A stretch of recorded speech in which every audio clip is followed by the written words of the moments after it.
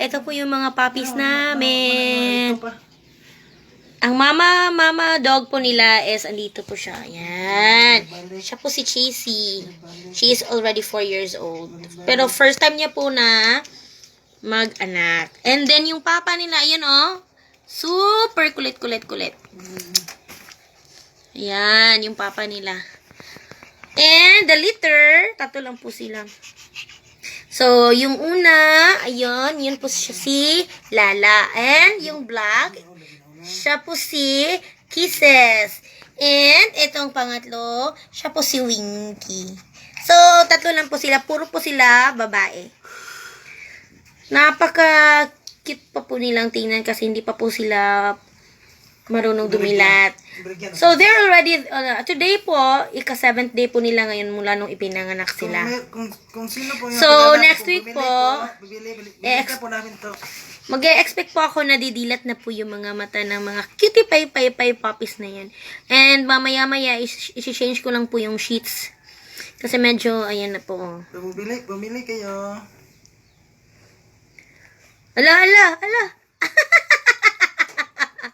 Cutie pie. Hoy, Lala, naunsa di ka, Lala? What happened to you, Lala? Feeling ko po kasi nakakarinig na sila sa mga boses namin dito. Kasi, once maingay po kami, ayan, medyo gumagalaw sila, ganyan. Pero hindi pa po na-open yung mga eyes nila. Ka-cute.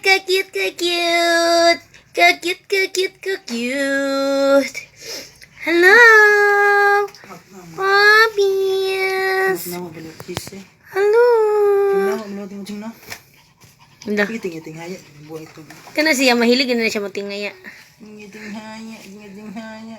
Boxing buwan. Boxing. Ayoko na, kani pusod, anak. Sige, magkalantaw sa imong mga anak.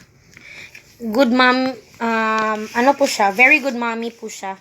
Hindi po niya pinapabayaan yung mga puppies niya. Mula nung ipinanganak sila, hindi po siya kagaya ng ibang mommies na pinapabayaan yung puppies. Pinadede niya talaga agad. Hala, nasa ron? Uy. Oh. Hello, puppies. Hello. Sige, tinghaya na silang duha.